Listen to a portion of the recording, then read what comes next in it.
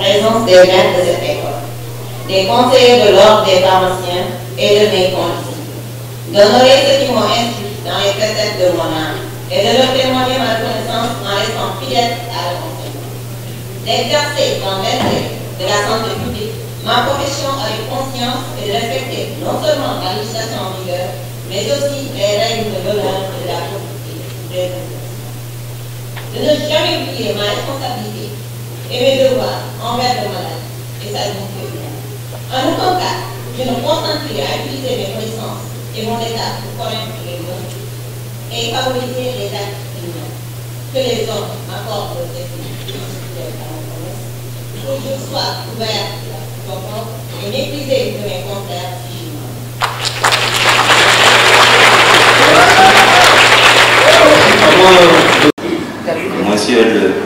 Monsieur le ministre de l'Enseignement supérieur, de la Recherche et de l'Innovation,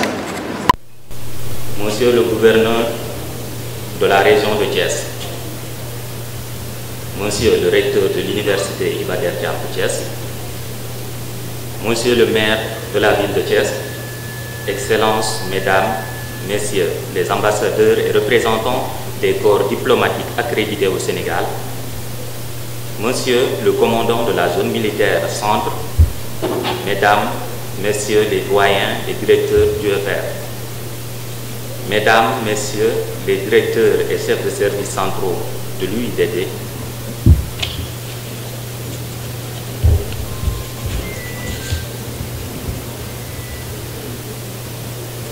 Monsieur le professeur Mamadou Moutalaga, directeur honoraire de l'UFR Santé de l'UIDD, Monsieur le professeur Serna Silla, ancien directeur et l'homonyme de la première promotion de pharmacie de l'UFR Santé, Mesdames, Messieurs les membres du corps enseignant de l'UIDD et du CESTI, Mesdames, Messieurs les membres des personnels administratifs, techniques, chers professeurs titulaires, lauréats des CCI 2023-2024 et du concours d'agrégation CAMES session 2024, chers récipiendaires de la première promotion de pharmacie de l'UFR Santé de Thiès, distingués et honorables invités, Mesdames et Messieurs, en vos qualités, titres et grades respectifs.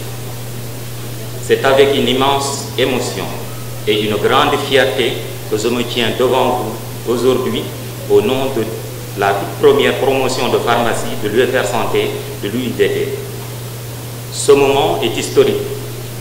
Il est chargé de symboles, de lutte, d'ambition, mais surtout d'avenir. Aujourd'hui, notre émotion est immense.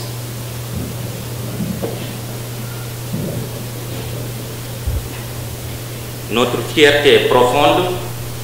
et notre reconnaissance sans mesure.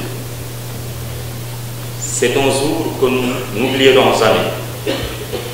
car il marque non seulement la fin d'un parcours exigeant, mais aussi le commencement d'un engagement, celui de servir, de soigner, de contribuer au bien-être de nos concitoyens en tant que pharmaciens. Nous sommes la première promotion. Ces mots résonnent en nous avec une solennité particulière. Être les premiers, c'est porter l'honneur d'ouvrir la voie. Nous avons parfois douté, souvent trébuché, mais aujourd'hui, nous nous dressons avec dignité et humilité, forts de ce que nous avons accompli. Ce jour est d'autant plus symbolique qu'il est aussi celui de l'élévation, celle de nos chers professeurs désormais titulaires et agrégés, à qui nous adressons nos plus sincères félicitations. Je profite de cet instant pour exprimer tout notre soulagement, mais aussi nos reconnaissances éternelles pour l'encadrement de qualité dont nous avons bénéficié. Nous remercions chaleureusement la direction de l'UFR Santé pour son engagement constant dans la réussite de cette formation, ainsi que l'ensemble des professeurs et chefs de département dont le dévouement et la rigueur ont marqué notre parcours. Nos pensées vont également à nos maîtres de stage, pharmaciens d'officine et aux biologistes qui nous ont accueillis avec bienveillance dans leurs structures et services, transmettant le savoir-faire avec beaucoup de générosité. À ce moment solennel, permettez-moi de rendre un hommage à l'homonyme de notre promotion, Monsieur le professeur Cheikhna Sylla. Quelle fierté de porter le nom d'un scientifique d'exception, d'un enseignant rigoureux, mais surtout d'un bâtisseur. Votre carrière est une boussole pour chacun d'entre nous. À notre parrain, professeur Cheikhna Sylla, vous avez accepté d'accompagner cette première promotion, de poser votre regard d'expert et de nous conseiller sur notre parcours naissant. Merci pour votre disponibilité, votre bienveillance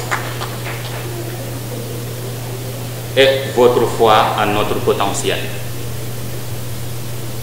Votre nom est désormais lié à la nôtre. À ce lien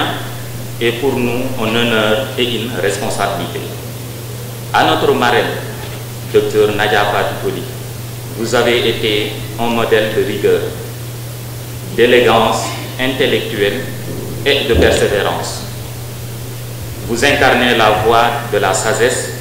avec l'audace. Merci pour votre écoute, vos encouragements et pour avoir cru en la beauté de notre futur métier. Chers camarades, nous sommes les premiers, oui, mais nous ne serons pas les derniers. Nous avons la lourde mais noble tâche de poser les fondations d'une tradition d'excellence. À nous d'être dignes de l'histoire qui commence aujourd'hui. En ce jour solennel, nous prenons congé du statut d'apprenant pour entrer dans un ordre et prêter allégeance à une éthique et à une déontologie. Que cette cérémonie ne soit pas un aboutissement, mais un commencement. Car notre serment ne s'arrête pas à cette salle, il commence ici. Je ne saurais continuer sans adresser un hommage vibrant à ceux qui ont toujours été notre ancrage, nos parents, amis et proches. Sans vous, rien de tout cela n'aurait été possible. Vous nous avez soutenus, motivés, parfois même influencé nos choix vers cette voie noble. Aujourd'hui, si ce diplôme est dans nos mains, c'est qu'il a d'abord été dans vos cœurs. Ce moment vous revient également, autant que qu'à nous. À tous et à tous, merci. Vive la pharmacie, vive la première promotion. Professeur Mamadou Lamine Cissé, directeur UFR des sciences de la santé de l'université Iba Der Thiam de Thiès. ñoo ngi leen di gërëm di leen sant alhamdulilah la ñuy tàmbalee ndax 2018 la en réalité la ñu tàmbali pharmacie pare nañu depuis 2024 cérémonie bi la ñu andi nii tey parce que bëggoon nañu le maximum d'étudiants soutenir fekkee ko parce que mënuñoon ñëw fekkee cérémonie bi waat ci seen kanamu maître yi te soutenir donc moo tax ñu xaaroon tuuti metti woon na parce que bu ñuy tàmbali université Dakar rek moo doon former ay pharmaciens ñu xam ne ni que dëkk bi soxla na pharmacien soxla na personnel ñu gis ni que am nañu suñu contribution bu ñu war a teg ci vision ak engagement wu professeur Cheikhna Sylla moo fi nekkoon directeur ak conseil d'UFR bi ñu gis ni que war nañ andi suñu pàcc ci mbir mi ñu lëkkaloo ak waa Dakar ñu jàppale ñu ba sanc pharmacie formation en pharmacie loolu moo andi tey lii début bi sunuy dara motul woon lii motoon sa bëriwul daanaka dañu doon jàng fii di dem Dakar defi ay travaux pratiques travaux dirigés wax enseignant wu Dakar pharmacie ñu jàppale ñu leen di gërëm parce que dañ doon quitter Dakar ba fii di ñëw beneen yëf bi ci tegu mooy jafe-jafe mbirumu période Covid 19 mu ñëw nag dal si ñun ñu am mbirumu résilience xarante ba mën a joxe beneen façon jàngale maanaam s'appuyer sur numérique bi loolu moo tax soo leen xoolee ñi inscrire woon période du Covid bi nii malgré jafe-jafe yi amuñu retard ci seen formation jot nañu mën a def seen enseignement normalement def seen évaluation yi def seen stage ba terminer ko ci ni ñu ko bëggee. entre temps nag ci ndimbalu autorité yi ndimbalu UFR ndimbalu université ak partenaires yëpp macha allah jox dem nañ ba mën a maintenant lépp luy formation apprentissage ñoo ngi koy def fii ci biir Thiès. waaw entre temps xam nga su amee jafe-jafe su ñëwee gis ni ki jafe-jafe ñenn ñi bàyyi nañ seen bopp waaw am na nag ñenn ñoo xam ne malheureusement jotuñu franchir palier wu pour génn waaye li ci ëpp nag ñu bëri ñu leen bàyyiloo période Covid bi la bi mu taxawee pratiquement si fukki yi lu ci ëpp yëpp période Covid bi la ñu bàyyi parce que ragaloon nañu dellu soit dans les conditions ñoo jàng ñoo ngi gërëm nag dëkk yu ñu bàyyi xel yu ñu wóolu ba jox ñu seen i doom ak sénégalais yi ak parents yi ñu mun leen former ba tey macha allah yaakaar naa ni si suñuy njort de rëccu ñu seen i engagement ba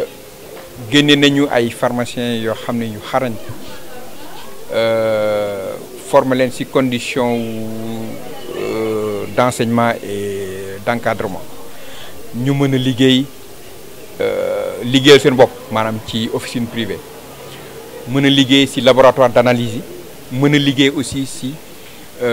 pharmacie d'officine yi maanaam ci biir hôpitaux yi mën nañu jël en charge volet prise en charge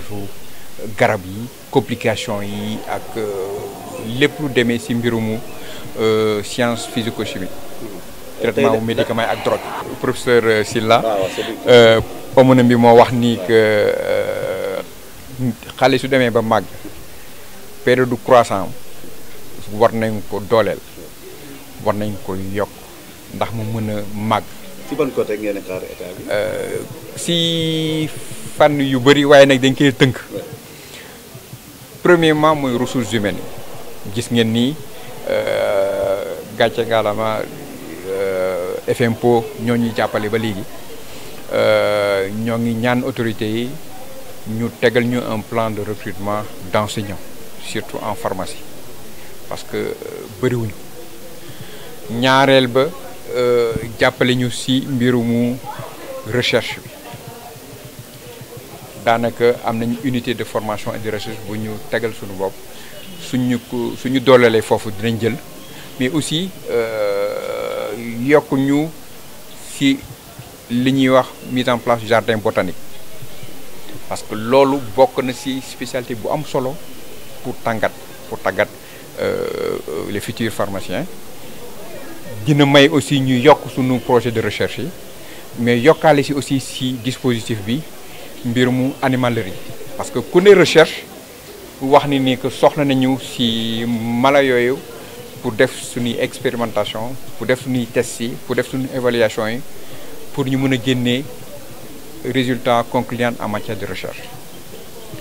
et ñetteel bi nag ñu yokk budget bi parce que ci benn filière lañ nekkoon médecine lañ nekkoon léegi ñoo ngi former ay médecins ay pharmaciens ay infirmiers sages-femmes soxla nañu mois de juin promotion boobu war na génn. waaw promotion bi génn nañ ba pare. dañ leen di sargal incha allah sargal boobu suñu borom yombalee lépp daal bëgg nañ ko jàpp ci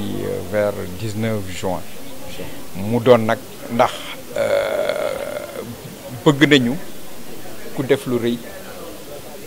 pas am lu rëy mais sargal bu rëy. merci loolu daal la ñu yéene woon sunuy enseignants sunu étudiants yi mu doon reconnaissance aussi pour les parents parce que am na solo ñuy def cérémonie yu mel nii parce que suñ la dénkee seen i doom ku la dénk sa doom rek desatu la dara parce que avenir bi nga yore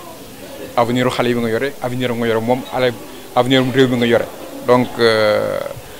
loolu rek reconnaissance la pour ñun pour que suñu demee ba cappaandaw bi ñu ne ah gàcce gàllama day liñ ñu dénkoon ay lu yëwan def nañ si liñ si mën a def xam nañ ni tàggat nañ leen ba mën nañ génn yaakaar nañ ni mën nañ maintenant affronter la vie professionnelle pour ñu mën leen a satisfaire seen bopp satisfaire réew mi satisfaire besoin